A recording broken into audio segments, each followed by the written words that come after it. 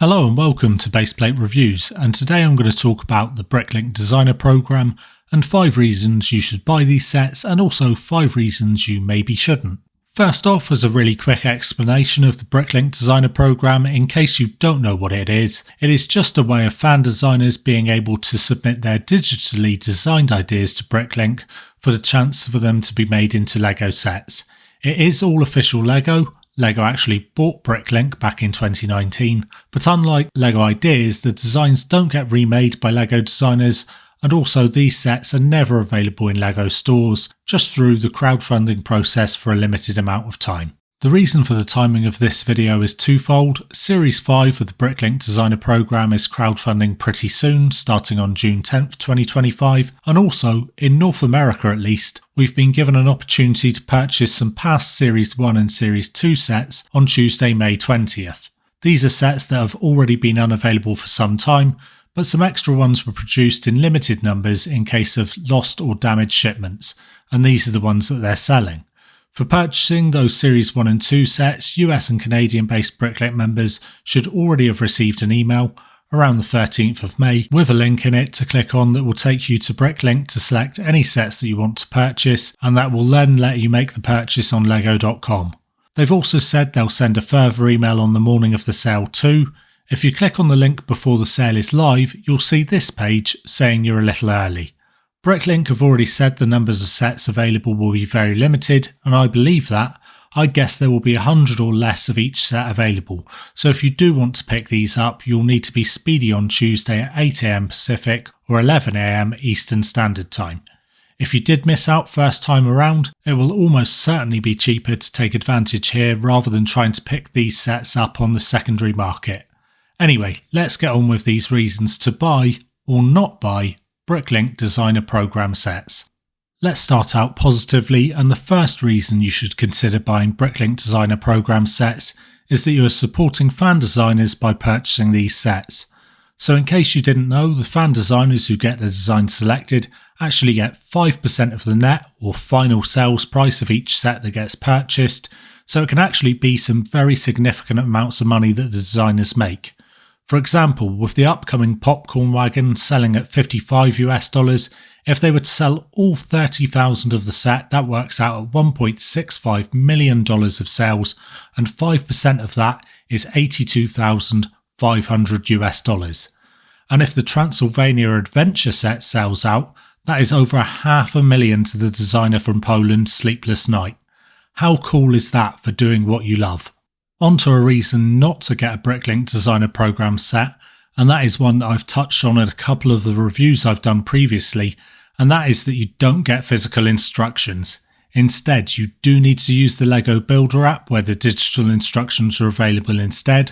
I personally prefer physical instructions, but it's not a deal breaker for me, and if you already like to use the app, then this shouldn't be a drawback at all. The second reason for buying these sets is exclusivity. And that comes down to the fact that these sets are produced in limited numbers, a maximum of 30,000, plus the few additional ones they produce in case of shipping accidents, etc. So if you do get these sets, you know that you're going to have a set that comparatively few people do. It can add some real uniqueness to your displays and layouts.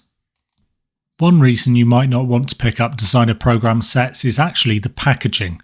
It's absolutely fine from a practical point of view, but the largely white boxes don't really match up too well to sets that LEGO design and release themselves. If we compare an expensive Designer Program sets box to something like the most recent modular building, the Tudor Corners box, it just doesn't compare favourably.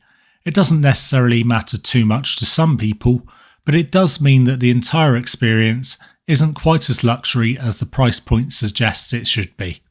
A good reason to pick up some Designer Program sets is if you can't get enough of LEGO Castle. This is somewhere that LEGO has been better at serving fans over the past few years, after a real dry period before that. They have just announced the medieval Horse Knight Castle, although with no actual moulded horses, and that will add to the already available Lion Knight's Castle, the Dungeons & Dragons Red Dragon's Tail, and the medieval town square, but the Designer Program has been excellent for castle sets with Adventure in Transylvania in the upcoming Series 5, Medieval Seaside Market and the Siege Encampment sets in Series 4, the huge Forest Stronghold in Series 3, Ominous Isle, which was a pirates/castle style set in Series 2, and finally the excellent Mountain Fortress in Series 1.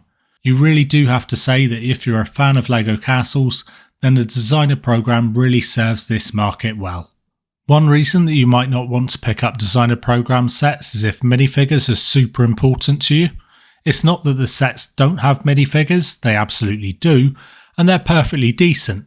The issue is that the parts used to create them just aren't unique. You can pick all these parts up from lego.com on the Pick a Brick section. For example, if you check out brickset.com for the Mountain Fortress designer program set, it'll say that it has 9 minifigures and they're all unique to this set. Whilst it may technically be true that the part combinations of the minifigs are unique, none of those parts really are, and you can pick up Black Falcon torsos from the Pick a Brick wall online, or physically in store, pretty readily.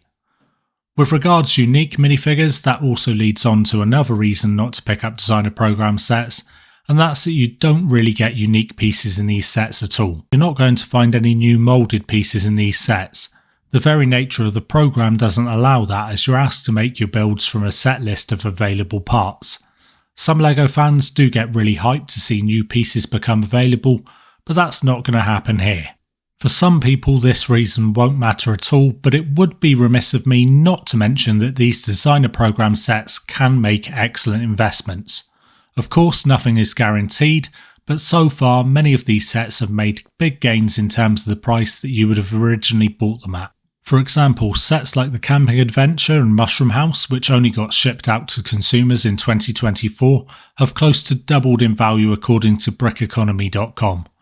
From Series 1, the Mountain Fortress originally went for $485 Canadian dollars here in Canada, and I can see that selling for over $700 on eBay regularly. LEGO investing definitely isn't for everyone, but some people do this to help fund their future LEGO purchases, and if you are keen on it, then the limited numbers that get produced for these designer program sets means the market isn't flooded, and that often means prices increase pretty rapidly.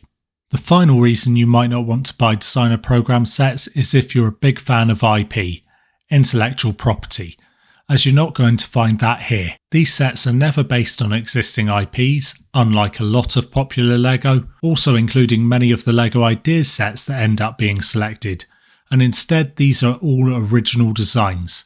So you're not going to find any cool Star Wars or the Lord of the Rings based sets here, and instead might want to stay away.